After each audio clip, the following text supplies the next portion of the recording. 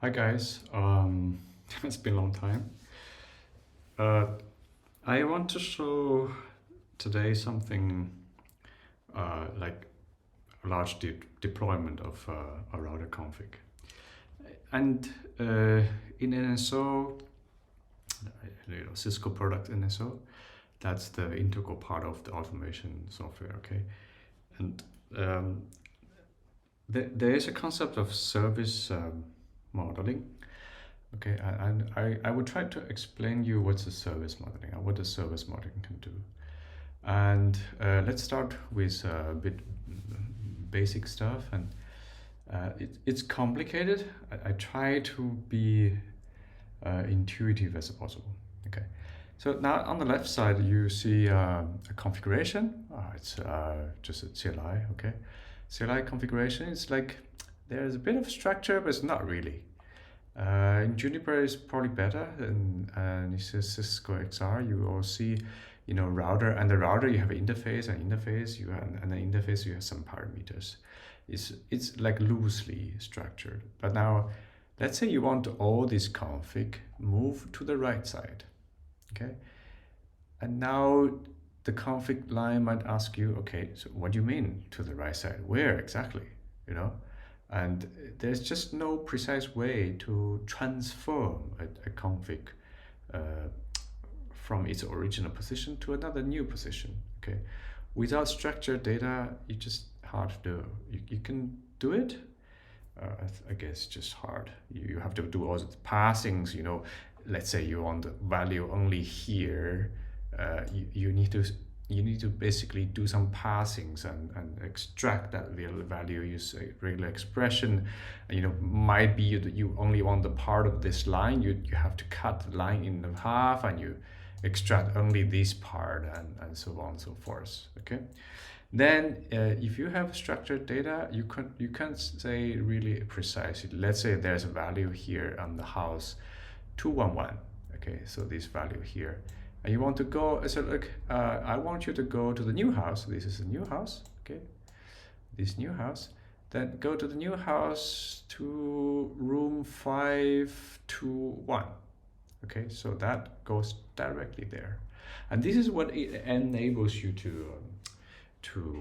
the structured data to enable you to transform data precisely. And this is what Jan and Jan can bring you. Okay, so we talked about a lot about Jan, but I don't know if that concept is clear. So now let's look at the real data here. So I have a service model set up. Model, what do I mean model? Model is just a house. Okay, you can imagine this as a house. Now if I collapse those things, then you will see much more clear. So for example, I created a house called OSPF adjacency. And inside that OSPF, okay, before I start with this, maybe I tell you a little bit more. Okay, when you configure a device, so let's go to this topology. When you configure it, let's focus today on the run 8, this one, okay? This has not yet provisioned. When you want to provision a router, okay, there's some config, it's just one go, that's it. You put it there, just one shot. And that's easy. I mean, you can do Ansible, you can do scripting, it's really, really easy. But if you want to have some context, I mean, if you want to set up an adjacency, then you need to have context. Context is, I set up IP, I need to have IP address here, IP address there, okay? VLAN has to be the same, IP has to be in the same subnet. Adjacency has to comply with the same area ID, for example, also FPF. You need to be point to point, okay? It's always pair, set up in the pair, right? So that's a context, what I mean. So when you configure something, you need to do it here, you need to do it there. And all this context thing is like in your head, right? If you configure an individual router, it's in the engineering, the engineer who is developing, configuring this is in his head because he is making the context. Okay, but we are now. So the configuration has no context. The router doesn't know, if I configured this thing, if this config is associated with the other config. The router has no idea. He just take the config, and then what is inside the router that had the context is the actual result. Okay, you would see in OSPF, for example, if the configuration is right, then adjacency will come up. The protocol will talk to each other. That is contextual, but the config is not. Config is dependent on the person. The person is making that context, and this is what NSO is trying to solve. Let's say, if I build a service model, you would have this context embedded into the configuration. That's what I'm going to show you now. Okay. Okay.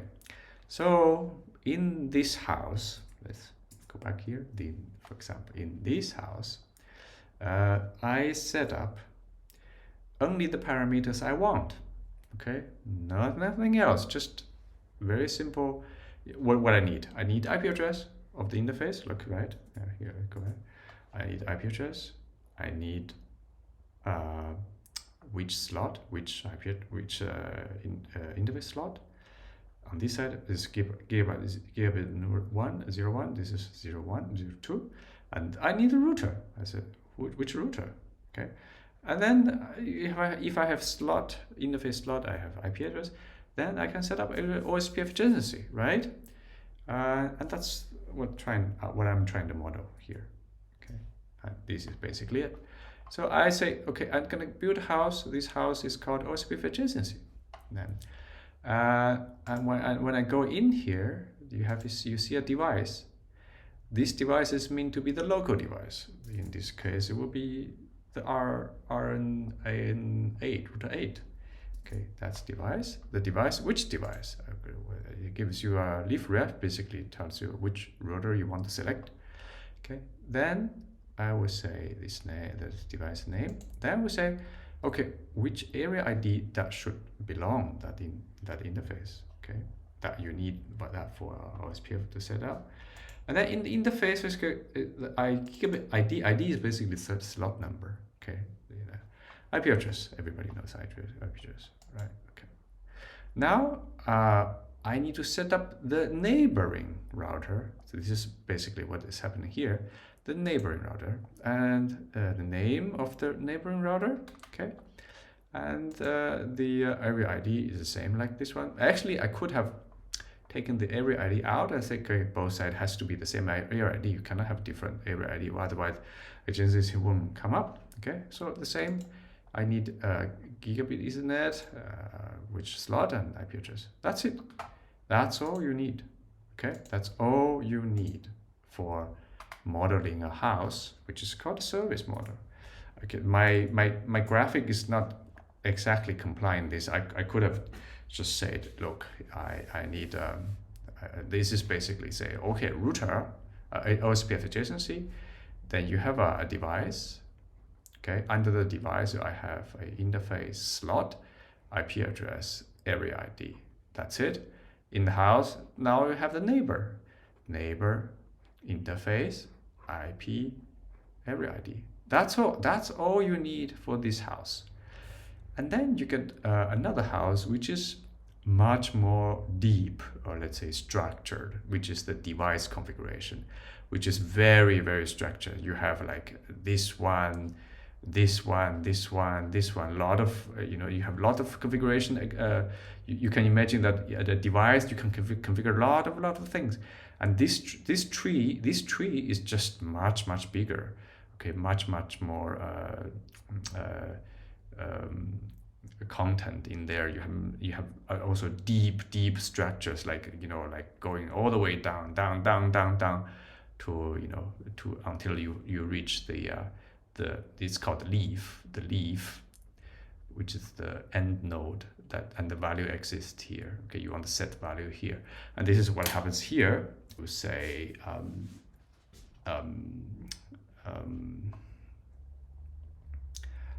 So here what you say is, this is basically the house, okay?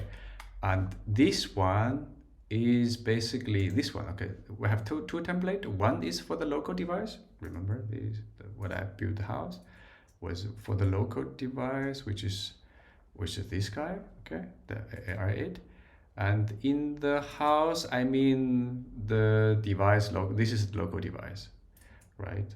And let me say, okay, and you look at this config, okay? This config is basically a config. This is the config. Inside the config, you have, that's the actual router config, the device config. In this case, it's Cisco. You could have Cisco, Juniper, Huawei, whatever that you are having a device model. They look a little different, but more or less the same idea. So here you've got an interface, okay, and you have a router container, and this is the interface configuration, and this MPLS configuration. Let's look at interface. So the interface has a gigabit Ethernet ID. ID is a slot number, and you know what? This is a variable, which is like a pointer. Point back to what? Point back to this device, to this local device. Okay, this local device, inside the local device, what did we define? We define the interface. That interface is the gigabit. Your user input will come to this one, and this one will automatically map to the interface. Okay, just mapping. So that will automatically populated on this part, and then in the router, it's the same interface, right? If you configure under, okay, you're gonna configure area ID, which is captured here, and this is mapped exactly to the area ID. Okay, I can show you in another video maybe that how do you get to this part, because you have a structure, you need to follow the structure like this one. You go to interface, right? Here says interface, and you go to gigabit Ethernet, and you go to ID, right? ID, you go to IPv4, and then further down the rabbit hole, address, say address, IP, and finally you get that string. If the user inputs here, they will populate here. Okay, it's just gonna jump here. It's exactly this thing. I tell you the house number 211 need to jump to 521 here. Okay, exactly. This is the mapping. So from one house transfer to the other house. Okay. So this is for the local device, and then we do the same for the neighboring device. So, and that's another template here. The template says, okay, name, which router, I can map to this name here, the same.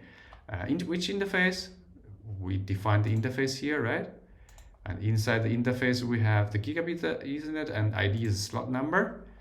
Okay, leaf ref is a bit complicated. I can tell you what is it. Just trying to capture which device name, and then using the device name, you go down the tree, say get the ID. Okay, so here the ID, IP address is the same. Okay, here is exactly the same. And now the magic starts. I didn't show you one thing, which is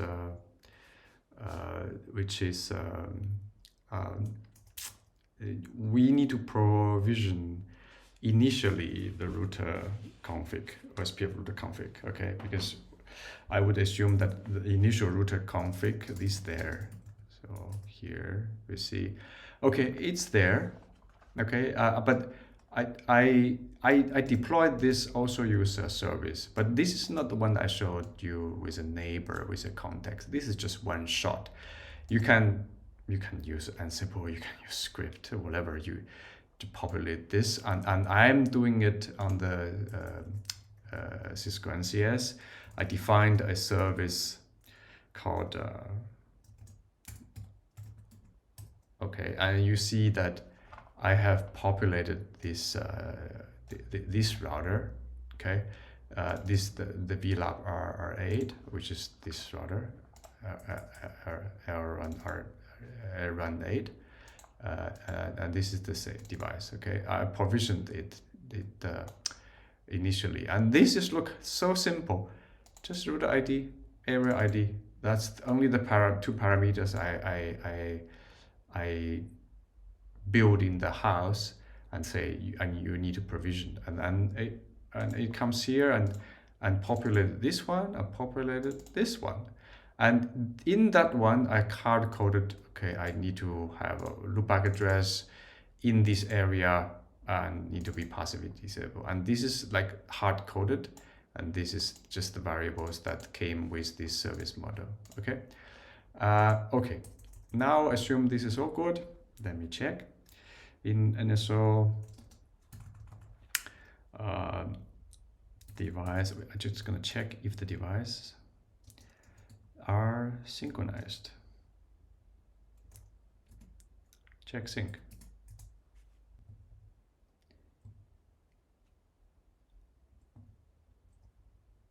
Okay. Now, if okay, so router 8 is in sync. All right.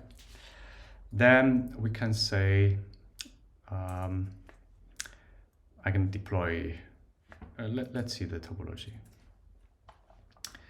I want to deploy this interface and this interface. All right. This I need to configure the slot number and IP address, but here is simplified. It's called 0/0/0/1. Here's 0/0/0/002. Okay. I need to give it the IP address. I would just say 28.0.0.0.28, and then here's 28.0.0.2. Okay, that's all. So now, can I come here? I say OSPF adjacency, and we're gonna give it a name and test. Yeah. I say device. Which device? We love router 8, and we say interface gigabit ID. It would automatically populate. Which one is that? 1. Okay, 1. Then IPv4 address IP. Then I need to give it the IP, so 28.0.0.8. Right? That's all. That's one thing. Now I need to define the neighbor. Not here, so I would define neighbor. Relap 2. This is router 2, right? Here, this guy. So 2. The same thing, interface. Gigabit Ethernet ID. Which ID? 2. 2. That's the IP address. IP is 28.0.0.2. Okay, that's it. That's all you need to do to set up OSPF adjacency, MPLS LDP adjacency, all of the thing you need to do. Bang. Okay. So this is the house I built, which you just saw here. Neighbor, interface, IP, area ID, right? Did I set up area ID? No, I didn't. Okay, let's do it. Okay.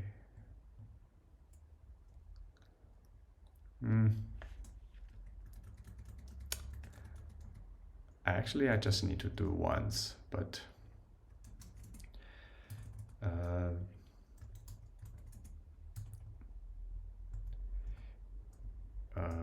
okay, so I went out from the service. Okay, so we need to go into the service first.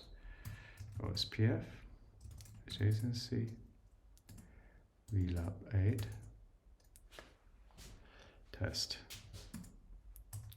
Now I say the neighboring router 2, and his area ID is 1.0.0.2.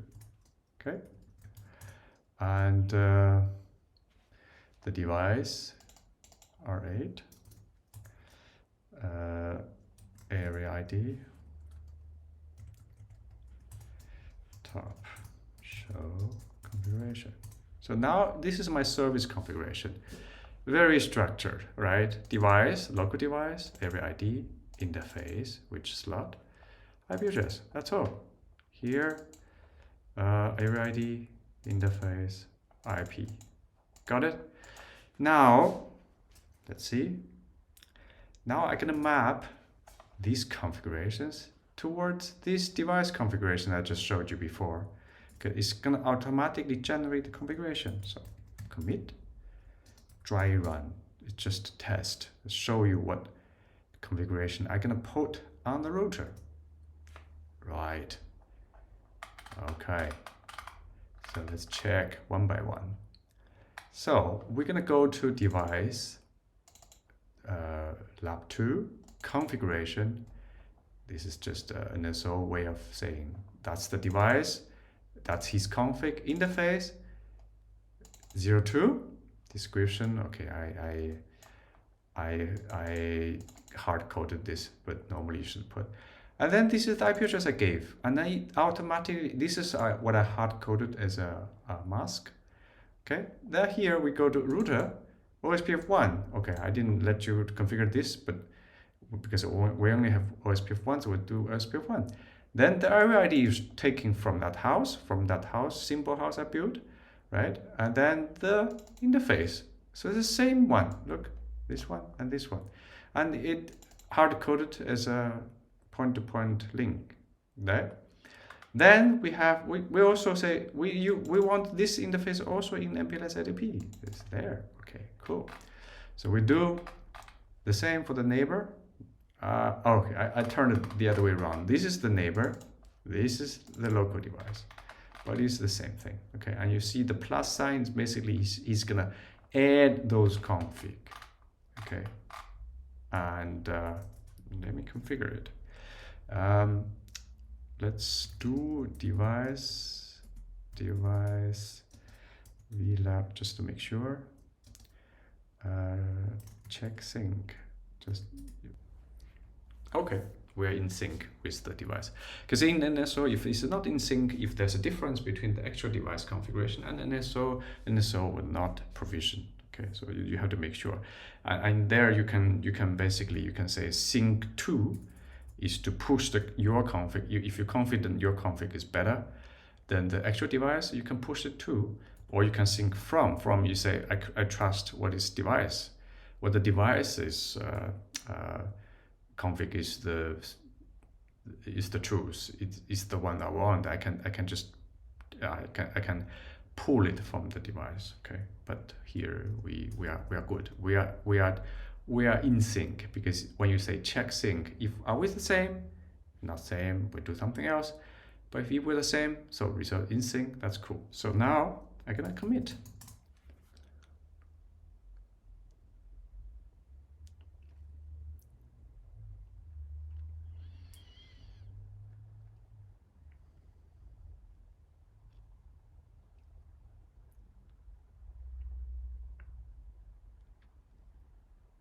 Okay, the commit is done. Oh, we have an adjacency, which is the router 2, right? Okay, then we say show run router OSPF 1. You see that interface is configured. Show run MPLS LDP. That's also configured. That interface there. Okay, now we go to router 2. So this is router 2. Then you say show run router OSPF. It's got a bit more stuff there. When you look at area 1.0, 1.2, it added another interface, which is 0002. Okay, we have point to point, right? Let me just roll back here. So roll back, file, commit, file, apply file.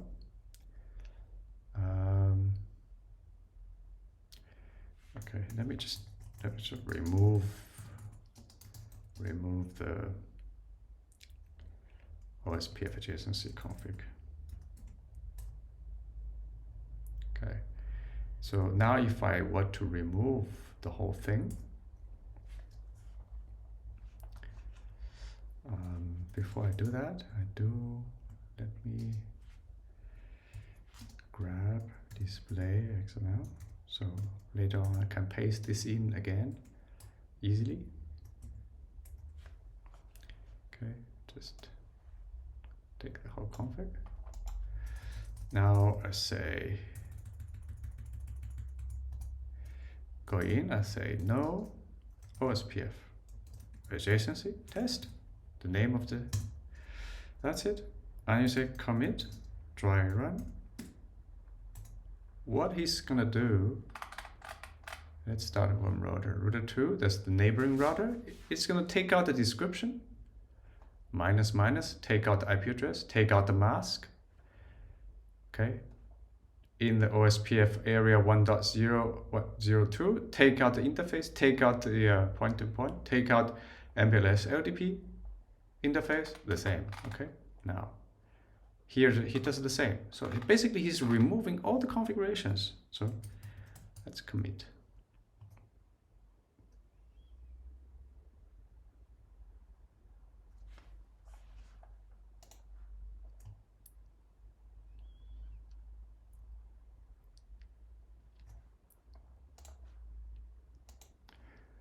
Still running. Okay, completed. Now we say this is the neighboring router, right? Remember the config? In area 1.0.2, the gigabit Ethernet is gone, right? 02 is gone. It's gone. Okay. Then you go to the 8. Now you see, yes, the interface is gone. What about MPLS? It's gone. Interface is gone. Okay. This is the basic config that I put in here before. Okay. Now I want to put it back in. Load. Merge. Terminal. That's the config. Oh, the config that I had before. I hope I have it. If not, I have to configure. Oh yeah, configure this there. So we're gonna copy the whole thing. Just put it in there and deploy. Okay, and we say commit. Try run again. He's gonna add all this config back, right? Yeah. We're gonna add all this config back as a whole piece, as a complete piece.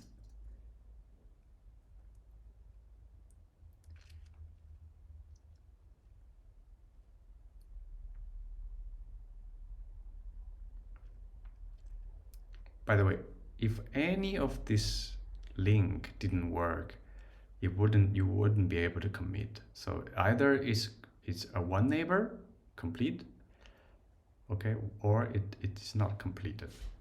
Okay. What is cool is if I you can go to here, commit manager configuration. You're gonna find the OSPF adjacency thing. This is the service module. You see, there's one that we configured, right? This is this one. We're gonna edit the config. Remember, we have R8 and R2 in the lab. Okay. So now let's say I want to delete this adjacency. Or even better, I would say, I'm not going to delete this adjacency as a whole, but I want to swap the 01 to 00, okay? And I want to move this adjacency to this here. Of course, I can just delete the thing, but I don't want to delete this thing, but I want to just change it.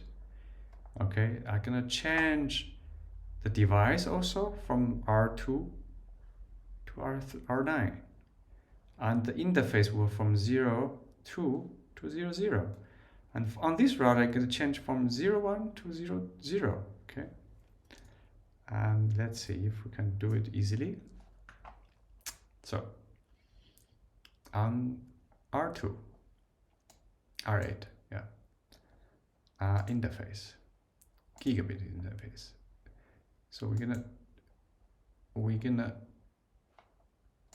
we are going to go back, edit it. I'm gonna select different interface. So what interface was that? Was 00. So 00, confirm. Okay, I changed it. Now I go back to the device, to this service. Now we're gonna go to this guy, and I actually want to change him from R2 to R9, right? Remember? So now let's see if we edit it. We check R9, confirm. Okay, go in there. Every ID doesn't change interface. Here with the interface, that might change. It's to 00. Let's see. That one we need to edit it. We need to change it to 00. Confirm. All right, that's all you need to do. That's it. All you need to do. Basically, now if you go to the commit manager, and you see straight away what NSO has done for you. Basically, you know, he calculated all the differences. Okay, let's go a little bit in just to understand what he's doing. So for the router R8, which is the local device, right? He's gonna add this interface 000. Yes, these guys. And he's gonna put his IP address here instead of 001. He's gonna remove this IP address and remove this interface on the local device from OSPF. Okay, and he's gonna where is the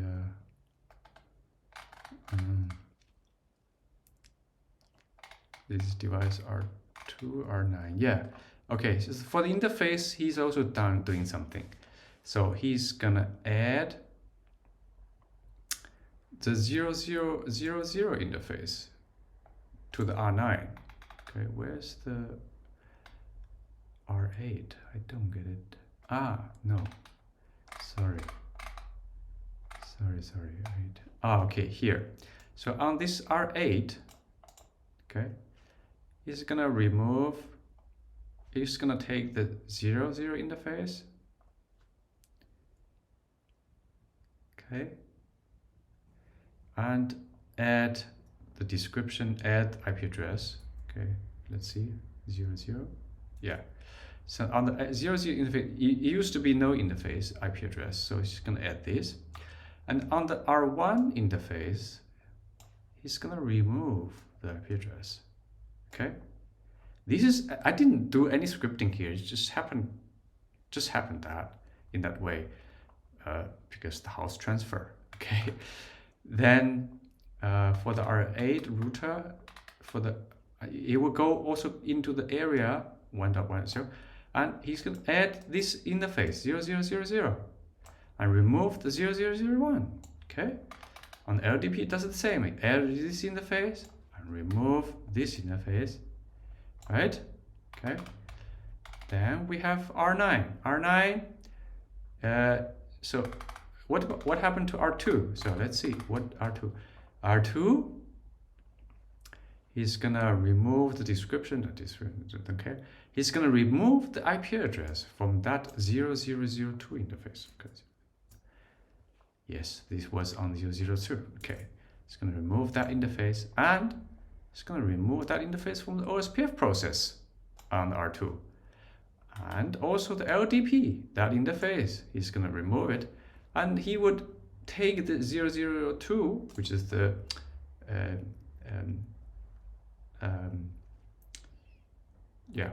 here he doesn't add anything, just descriptions. Okay, on the R2. That's it, done for R2. Then we go to R9. He's gonna add, where's R9? R9 here. So he's gonna add the IP address under the interface 0000, correct? Yes, 00, okay. And he's gonna add the IP address, okay? He's gonna add that interface to the router OSPF process. He's gonna add it to, I hope, to LDP, neighboring router, yes.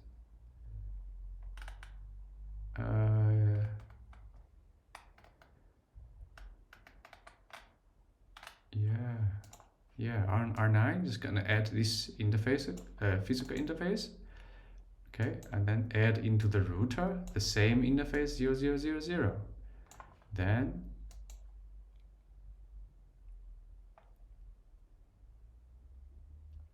yes, on the R8 he's gonna add this we have discussed before.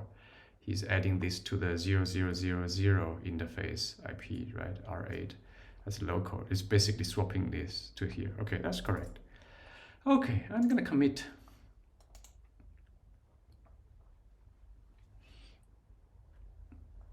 Oh, yeah, okay, well.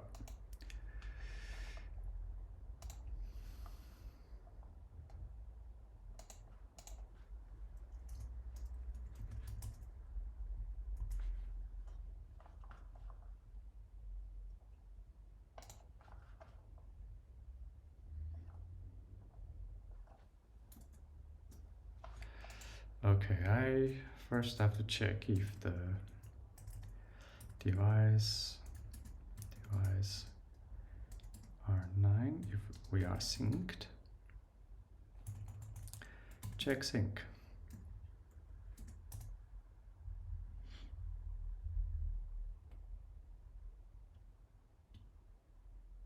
Yes, we're in sync. Okay, now we can go commit.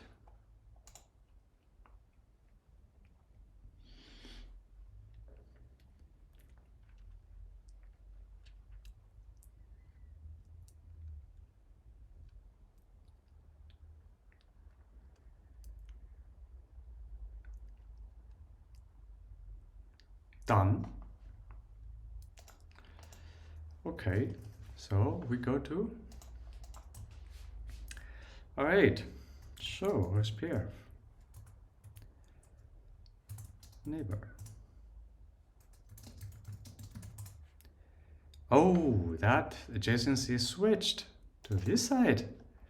Okay, automatically 0000. Okay, and show MPLS LDP neighbor. Brief. Oh, just happened like that. Okay, so this is what I'm trying to demonstrate, is that because of this Yang model, you have a contextual thing that would happen during the configuration. You can build this contextual thing into the configuration management.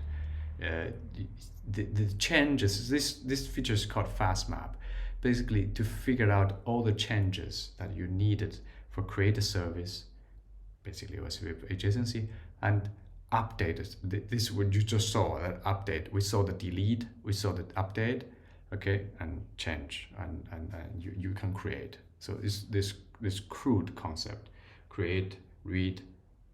Read is like check the thing, read, update, and delete. Okay, that's all. Hope you enjoyed it. Thanks. Take care. Bye.